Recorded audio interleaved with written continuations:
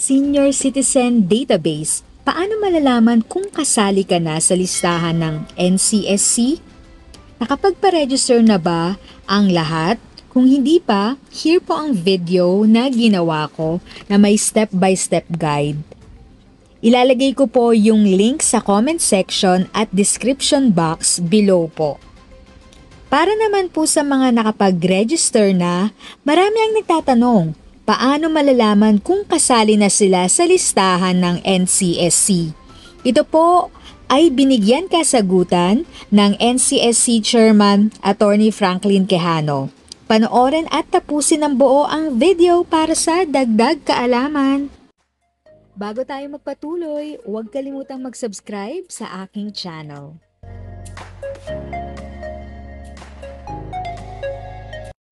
Thank you sa pag-click ng aking video. Good day po sa lahat ng mga nanonood. Sa mga bagong viewers at napadaan lang, by the way, I'm Tita Eda. Welcome to my channel. Ang channel na maghahatid sa iyo ng dagdag kaalaman tungkol sa government services, bagong mga balita at informative videos na galing sa legit na resources. Mag-subscribe na para updated ka. Usapan po natin itong isinasagawang database po, no? Ano po ang konsepto nito? Well, ang database actually, Ms. Mencho, kasi bago pa lang ang National Commission of Senior Citizens, and we realize wala pong database tayong nakukuha immediately. Nung pumunta tayo sa PSA, ang alam natin may numero pero walang mga pangalan. Okay. So, having known na walang pangalan, nakikita natin na ang pamamaraan is to go through the LGU or go direct to the senior citizens. Ang mga senior citizens ay marunong na rin gumamit ng cellphone at kung ang mga cellphone nila ay medyo modern, pwede nang doon na mismo sa cellphone makapagrehistro. Okay. Kaya yun yung po yung online registration ang proseso is yung senior citizen will connect directly with the commission. When that happens, magkakaroon tayo ng data generated na manggagaling mismo sa senior citizens. Okay. Na kung may mga senior citizens na hindi gaanong marunong mag-encode doon sa cellphone nila, pwede namang tawagin natin ang tulong ng mga anak at apo. May mga kapitbahay pa nga na pwedeng tumulong. So we are actually benefiting out from it. This is modern technology and answering the call of government that our decision should be data generated, should be database. Okay, so paano po pag-verify? Paano po pag-verify, sir, na tama yung information na binibigay po sa inyo ng mga senior citizens at totoo yung impormasyon na binibigay nila online? Yung reply actually nila is based on candor and truth. Eventually, when the transfer of functions, kasi sa ngayon, Ms. Mencho, ang trabaho ng DSWD ay nandyan pa. Hanggang yung distribution ng social pension, yung centenarian ay nasa DSWD pa, we are still awaiting the transfer. Okay. When the time comes na may transfer na yung trabaho, hindi na po mahirap dahil may online registration na tayo and we will be able to validate, verify, and authenticate the responses in the online registration ng ating mga seniors. Okay, so sa ngayon, so ano po ang pagkakaiba ng pagpaparehistro sa Office of the Senior Citizens Affairs sa inyong grupo, sir? Well, we are actually considering the registration of the senior sa Office ng Senior Citizens Affairs as secondary data. We would like to say na ang national government may have a better perspective if the national government will have the primary data. In fact, hindi lahat ng mga field, kung pinakita nyo po yung online registration form, Ms. Mencho, may mga fields doon na wala sa OSCA. For instance, nagtatanong tayo sa OSCA kung nilagay ba nila yung skill set.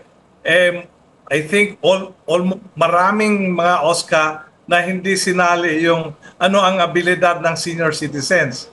Ngayong panahon na ito, na-realize namin na mahalagang-mahalaga ito dahil may mga senior citizens na tumutulong pa sa enterprise development, sa development ng mga barangays at mga munisipyo.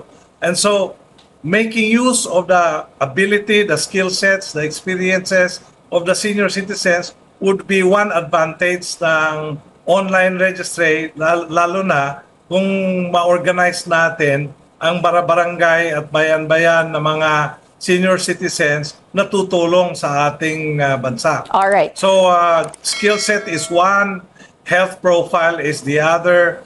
So, there are many data that we would hope we would be able to create programs so that kung kompleto yung programs natin, makakatulong tayo sa ating bansa. Ano yung proseso? So pwede nga po online sa ncsc.gov.ph.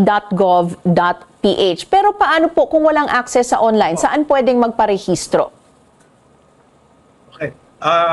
We have mentioned na kaya pong magrehistro maski gamit lang ang cellphone at magpatulong tayo sa ating mga anak at apo kung hindi tayo marunong o mga kapitbahay o OSCA or FISCAP. Pero kung wala talagang online, then yung nasa link ng ncsc.gov.ph, pwede naman nating iprinta at susulatan at doon i-encode natin. So marami pong mga local governments dahil tinulungan din tayo ng DILG, Miss Mencho. Maraming local governments na nag-imprinta ng data form. At yung mga data form na nakuha nila, sila na nga mismo ang nag-encode.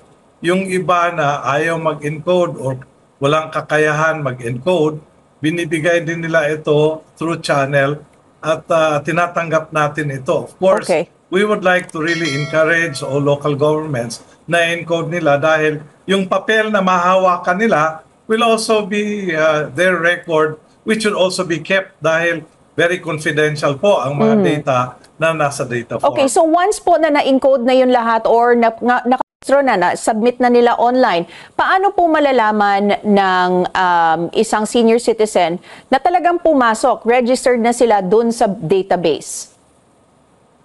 May registry number po ang senior citizen na nagre-rehistro at may access code din. So, if they take note, isulat lang nila or i-memorize nila yung RRN, na yung registry number at saka yung passcode, then pwede nilang matingnan uli kung talagang narehistro ba sila. Or if not, ang isang alternative, Ms. Mencho, is isulat nila ang pangalan nila at ang kanilang birth date. Okay. At malalaman din nila kung talagang narehistro ba sila. Okay, pero para sa mga nagparehistro pero may gustong palitang detalye, paano po ang dapat gawin? Well, Ms. Mencho, pagka ganon, we would like to receive a letter or a note galing sa kanila kasi hindi madaling i-change yan. Kailangan talaga ng authority ng may-ari kung kailangan na i-change. And that is why once na ipasok na nila, dapat before ipasok, kailangan klaro yung isusulat nila. At once na ipasok na nila, hindi na po madaling i-change. Lalong-lalo na yung mga substantial na data tulad ng pangalan at date of birth. Saan po nila ipapadala po itong sulat na sinasabi nyo po na kailangan na parang letter of request?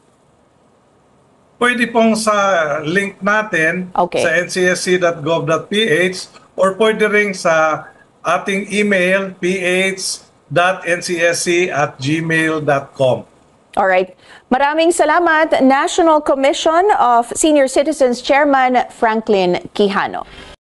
If sa tingin mo, natulungan ka ng video ko na ito, nakasave ka sa oras mo, you can click yung thanks button at any amount ay malaking help sa pag-grow ng channel ko. Yun lang po muna ang aking update.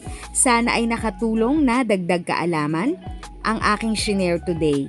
Ang goal ng aking channel ay mag-create ng awareness. Kung ganitong mga topic ang gusto mo, panoorin mo ang mga videos ko na ito.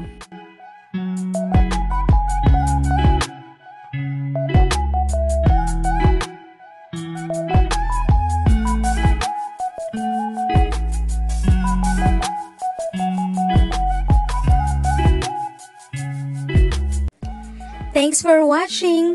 Kung may kapamilya, kaibigan o kakilala sa tingin mo ay magiging interesado sa video, please share or tag sila sa comment section. At syempre, if nagustuhan mo ang video, i-like mo na ito at subscribe ka na din.